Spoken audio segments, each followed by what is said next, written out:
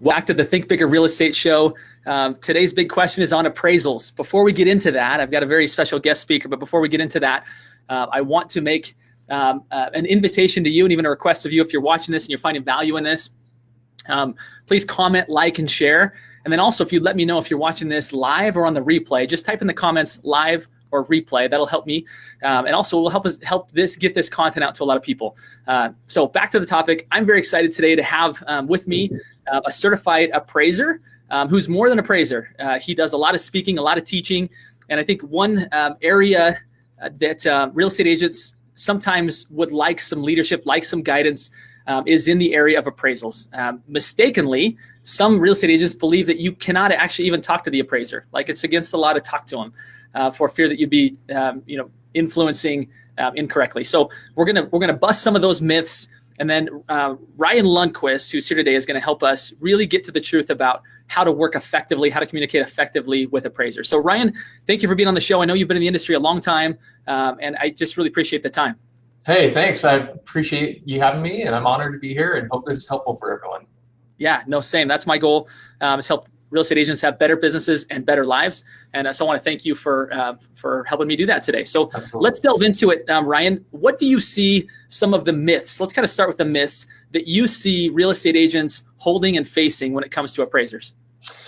Well, first, sometimes I'll say the relationship between agents and appraisers is not always good. Okay. And I think there's no way around that, just because, the appraiser is not an advocate. The agent wants the highest price or the lowest price, depending on who they're representing. And just you inject an appraiser in there, and the value sometimes doesn't line up with what everyone would want. And so I get the animosity because we're not on the same team. But appraisers like it when agents, are making money, of course, but it's not our job to help the deal close. But I'd say the biggest myth, though, I see is that agents cannot talk with appraisers. This idea that, and so agents end up being very hands off and not communicating hardly at all, or thinking, well, I can't supply any information to you whatsoever. And I'd say that's false. Yes, you can. You just can't try to steer the value, right? Like 2005, every agent and loan officer would pick up their phone and be like, hey man, if you can hit the number, I think that, I'll send you this deal. And, that wasn't good. And so things have changed, but that doesn't mean that communication can't happen now. Awesome. So you should communicate with your appraiser, but there's an effective way to do it. Walk us through maybe some kind of best practices, if you wouldn't mind, some things that you absolutely should do and should be saying to an appraiser.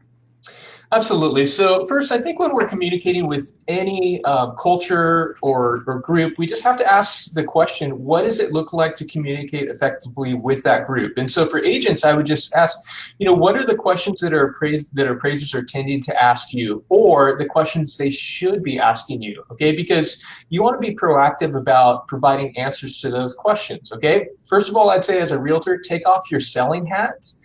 Okay, you don't want to speak in generalities or cliches, and you want to put on your data hat when talking to the appraiser. Okay, what type of information can you give to the appraiser that might help the appraiser do his or her job better? And so I have actually a document that I created. I call this my appraiser info sheet. And the reason why I created this was because I want agents to be proactive about sharing information, answering questions that I tend to ask. And so it's stuff like, upgrades made to the subject property, or feedback that you got from potential buyers and other agents. And that's really powerful, because I want to know, how did the market respond to this property when it was placed on the market? Okay, the agent knows that, and I do not know that. And so that's insider information, or just, why people are buying in the neighborhood, the number of offers, the number of, or what offers came in at even. Okay, that's powerful data.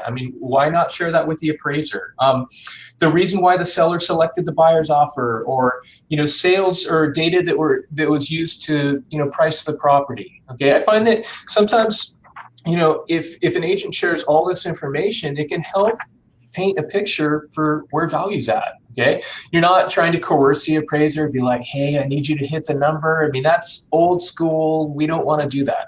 Okay, but providing information about how did the market respond to this property, Really, really powerful. And the thing is that some appraisers aren't going to be okay with accepting sales or comps or anything. That's okay.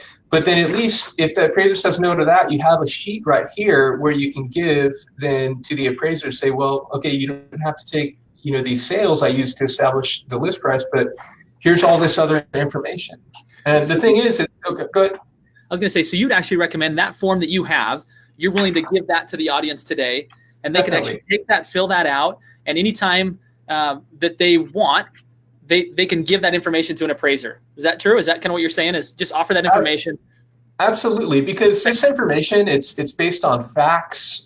There's no coercion there. It's just, here is the feedback that I got about this property. Here is what literally buyers and sellers were talking about. Here are literally the number of offers. Here are the upgrades made to the property. Here's the reason why the seller selected the buyer's offer. Here's why people are buying in the neighborhood. And that also just gives the agent an opportunity to talk about things like school district or, whatever it is that matters in that market. If the appraiser's not aware of those things, or maybe not thinking about those things, sometimes it's just a clue where I go, oh, if an agent tells me something, I better investigate that, make sure I at least consider it, so I don't miss value. Okay. And so, yeah, so this stuff's really, really helpful. So that form will help. Very tactical takeaway for the audience today. I love it. What are some things that somebody should absolutely not say, right? The form's going to guide them, but what are some things that maybe you've heard, maybe that some of them have even been funny or outlandish, but like what's something that you definitely should not say to an appraiser?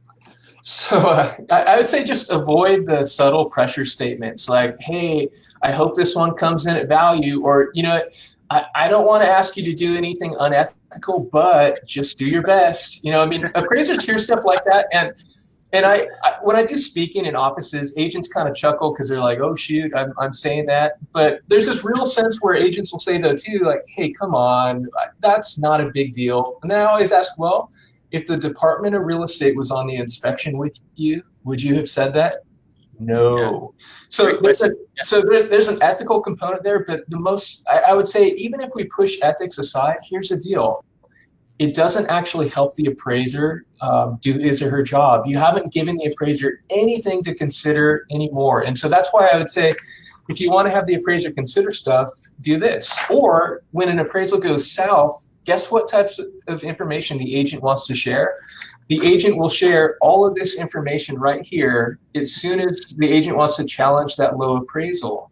But I would say, why not be proactive from the get-go, from the beginning, to share information and put information into the appraiser's hands instead of waiting to the end when it's the success of maybe challenging that appraisal, it might be very low. I love it. The proactivity of an agent to be able to gather info and give it. Now, you had mentioned that you can actually have good information and you can just package it incorrectly, right? Again, kind of going back to the value of this form, this is probably a proper way to package it. Are there some ways that people have good info, but they're not packaging it correctly? So yeah, I think we have to package things in a way that the appraiser can understand. And you don't want to write a thesis to impress your college professors about why this house is worth a certain amount. It's just sometimes there's so much information, it's overwhelming. But sometimes I think agents will include a lot of information about the zip code, and there'll be 10 sales, and there's all these trends, and it's like, well, most of that stuff is probably going in the recycle bin. Okay, I want to know specifically about just what's happening in this neighborhood right here. It's not as valuable when I'm looking at these trend printouts for the entire zip code or the county, because maybe that trend's not happening in the neighborhood. So I just say, don't give appraiser stuff that's so thick that the appraiser's just going to recycle it. That's my tip. Great. And I would imagine less is more, right? I mean, like you said, a monster thesis about why the agent feels that it should be that way, as opposed to very short, easy to read, bullet point, grounded in true data, is what will actually help the appraiser to see something that maybe they didn't see before. Again, we're not influencing, trying to steer the price, but you're simply like offering more data that the appraiser would not have access to, that allows you then or allows the appraisal to be more accurate. True? Yeah, I think so. I mean, agents are in a unique position. They've been with this property, they've given birth to an escrow. Okay, they've been with it for 3 months or 4 months, or maybe sometimes even longer, maybe shorter, and they have insight. Okay, and I just say tell the story of the property. Okay, forget that old school notion of I want to try to influence the appraisal. No, no, no. Tell the story of the property, and then the appraiser has more information to do his or her job. And so that's forging really good communication, and it's ethically sound, where you're not, saying, hey man, I just do your best. Or I had an agent once say, the son has cancer and the last piece to wrapping up this transaction is the appraisal. And I was like, no pressure, right?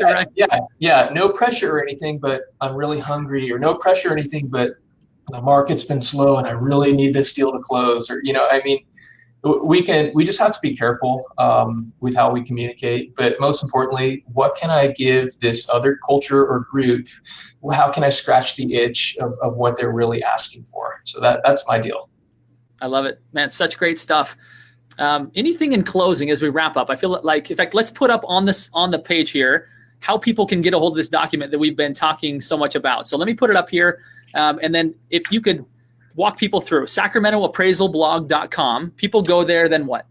Absolutely. And so first I'll say I'll find our video on Facebook and I'll put the link there. But if I've called it a cheat sheet for communicating with appraisers. And so if you go in the search tab and just type in cheat sheet, information sheet, it should come up. Okay. Even if you go to Google, cheat sheet, information sheet for appraisers, Sacramento, then it should be there. So, but if anyone struggles with that, just reach out to me and I'll send it to you. There's a Word document, download it, keep it on your desktop, and then, spend 10 or 15 minutes filling it out. That's my advice. A lot of agents in my market use it, and I love when someone uses it on me. And maybe they don't know me, but I show up somewhere, they've used it, and I think, yes, because they're answering the questions that I tend to ask. They're beating me to the punch.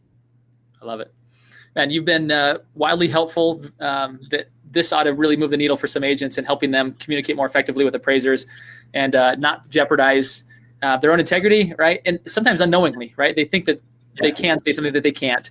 And this has been really helpful. So I want to thank you for taking the time.